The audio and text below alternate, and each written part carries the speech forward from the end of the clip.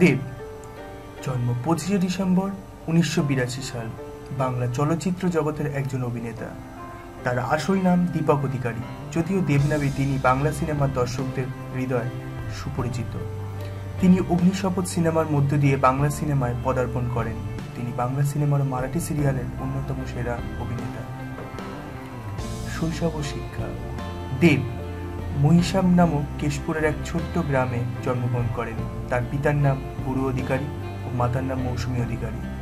দেবের এক বোন রয়েছে, তার নাম দীপালি। দেবের ডাক নাম রাজু। দেব তার শৈশবে বেশিরভাগ সময় তার মামার সাথে চন্দ্রকোনায় কাটায়। তিনি বান্দ্রায় পুরুষোত্তম হাই স্কুল, পরে পুনে বিদ্যাপীঠে বিশ্ববিদ্যালয়ে হাতে কম্পিউটার প্রকৌশলে ডিপ্লোমা ডিগ্রি নেন।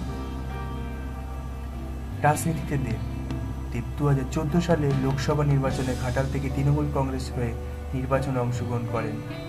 তিনি কেশপুরে কেন্দ্র থেকে 1,16,860 ভোটে জিতেছিলেন। নির্বাচনে অংশ নেওয়া নিয়ে কলকাতার মিশ্র প্রতিক্রিয়া দেখা গিয়েছিল। এমনকি তার বাড়ির সবাই সিপিএম সমর্থক থাকা সত্ত্বেও তিনি তৃণমূলের হয়ে দাঁড়ানোর জন্য নিজ বাড়িতে মতভেদ দেখা দিয়েছিল। এর কারণে তিনি ডান্স বাংলা ডান্স সিজন 8-এ বেশ কিছুদিন অনুপস্থিত ছিলেন। পরিচালক রাজ চক্রবর্তীর পর পরবর্তী চলচ্চিত্র বাগদিরার পুনর্নির্মাণের জন্য ব্যয়বহুল সেট নির্মাণ করা সত্ত্বেও দেব সময় মতো অভিনয় শুরু করতে পারেননি। এছাড়া নির্বাচনের পূর্বে রাজনীতি নিয়ে বিতর্কিত বক্তব্যে তিনি সমালোচনায় পড়েছিলেন। তার জন্য তার 3 বছরে জেল হতে পারত, কিন্তু তিনি ক্ষমা প্রার্থনা করার তার হয়নি। ডিপ্লোমা ডিগ্রি নেওয়ার পর থেকে দেব তার সিনেমার জীবন শুরু করেন একজন অবজারভার হিসাবে। আব্বাস মুস্তানের টারজান, দ্য ওয়ান্ডার কার এর সেটে সে কিশোর নমিত কাপুর অ্যাক্টিং একাডেমি হতে অভিনয় কোর্স করেন। তার প্রথম মুখ্য ভূমিকায় অভিনয় করেন 2006 সালে প্রবীণ নন্দী কর্তৃক নির্মিত অগ্নিশপথ সিনেমা। এই সিনেমায় যে রচনা ব্যানার্জির বিপরীতে অভিনয় করেন, ছবিটি বক্স অফিসে তেমন কিছু সাড়া ফেলতে পারেননি। এই সময় সে রবি কিনাগি কর্তৃক নির্মিত শ্রী ভেঙ্কটেশ ফিল্মসের কর্তৃক প্রযোজিত আই লাভ ইউ ছবিতে অভিনয় করেন। এই ছবি সাফল্যের হওয়ার পরেও 14 মাস অভিনয় থেকে তিনি দূরে থাকেন। সে মুম্বাইয়ে যায়, সেখানে নাচ, অ্যাক্টিং শেখে এবং কোরিওগ্রাফি যাচ্ছে ক্লাবের কাছে। দেব শুভশ্রী জুটি। দেব ও বিখ্যাত অভিনেত্রী শুভশ্রী গাঙ্গুলি দর্শকদের একের পর এক সুপারহিট চলচ্চিত্র উপহার দিয়ে গেছেন। পরাঞ্জয় জুলিয়ারের চ্যালেঞ্জ, খোকা বাবু, খোকা 420 চলচ্চিত্রগুলিতে তারা একত্রে অভিনয় করেন।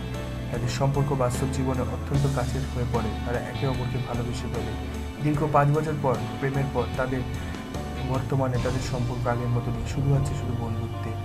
দেব চাঁদের পাহাড় সম্পর্কে এক সাক্ষাৎকারে তিনি শুভশ্রীকে ইঙ্গিত করে বলেন, তার প্রাক্তন প্রেমিকা অভিহিত করে বলেন, চেয়েছিলাম আমার প্রাক্তন প্রেমিকা থেকে সাতরু সবাই ছবিটা দেখুক। রাজীব 2011 সালে দেব রাজীব বিশ্বাস পরিচালিত সুরিন্দর ফিল্মসের প্রযোজিত পাগলু ছবিতে কোয়েল মল্লিকের বিপরীতে অভিনয় করেন। এই ছবিটি চ্যালেঞ্জ 2 এর আগের প্রথম দিনে সর্বাধিক দর্শক দেখার রেকর্ড করেন। স্টার জলসায় যেদিন এই ছবিটি দেখানো হয় সেদিন এখন পর্যন্ত সব থেকে হাই টিআরপি 12.25 আয় করে। এই ছবি টিআরপি যুদ্ধে 3 ইয়ার্স স্কোর পিছনে ফেলে দিয়েছিল। জানুয়ারি 2012 সালে আবারও শুভশ্রী গাঙ্গুলির বিপরীতে খোকাবাবু ছবিতে মুক্তি পায়। এসকে মুভি প্রযোজিত এই ছবিটি টানা 300 দিন ধরে থিয়েটারে চলে, আগের মতো রেকর্ড করে। অক্টোবর 2012-তে রায়াচান পরিচালিত শ্রী ভেঙ্কটেশ ফিল্মসে প্রযোজিত চ্যালেঞ্জ 2 মুক্তি পায়। পূজা বসুর বিপরীতে অভিনয় করেন তিনি। একসাথে 2017 থিয়েটারে সারা ভারত জুড়ে 415 কোটি টাকা তিনি আয় করেন। 2013-তে 11ই অক্টোবর দুর্গাপুজোর সময় মুক্তি পেয়েছিল রংবাজ। সুরিন্দর ফিল্মসের ব্যানারে রাজচান্দের পরিচালনায় কোয়েল মল্লিকের বিপরীতে এই ছবিটি। আরও থাকবেন রাজতব দত্ত, রাহুল দেব প্রমুখ। এই চলচ্চিত্র সবার আগে রেকর্ড ভেঙে দিলেও মাত্র 2 মাসের মাথায় দেবের অভিনীত চাঁদের পাহাড় সেই রেকর্ড ভেঙে দেয়।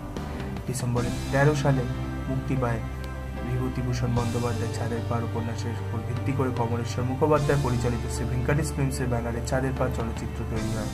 এই ছবিটি শুটিং হয় আফ্রিকার জঙ্গলে।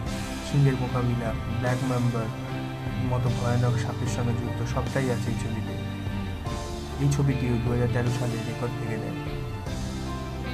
2014 সালে এরপর তিনি সমরেশ বসু বুনোয়াস উপন্যাসে ভিত্তি করে বুনোয়াসে অমর চরিত্রে অভিনয় করেন। লেখক নিজেই দেবের নামটি বলেছিলেন।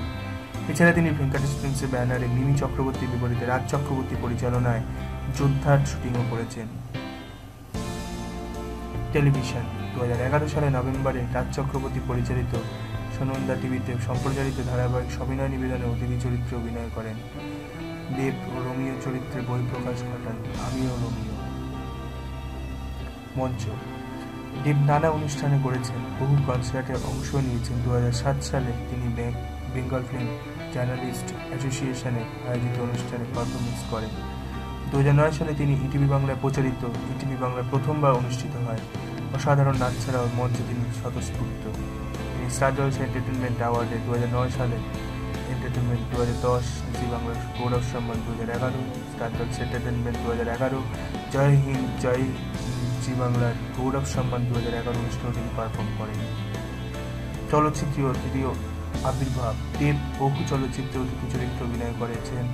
2009 সালে তিনি শ্রী ভেঙ্কটেশ ফিল্মস প্রযোজিত রাজ চক্রবর্তী পরিচালিত চিরদিনই তুমি যে আমার চলচ্চিত্রে প্যান্টেতালির গানটি বিশেষভাবে আবির্ভূত হন। এই গানে ওই সালের সেরা গানগুলোর তালিকায় প্রথম সারিতে ছিল। একই বছরে তিনি কৌশিক গঙ্গোপাধ্যায় পরিচালিত জ্যাকপট চলচ্চিত্রের জীবনে কি পাবো না গানের আইটেম সংটি নেন। গানটি মূলত সৌমিত্র চট্টোপাধ্যায় অভিনীত এই চলচ্চিত্রের গানটি ছিল।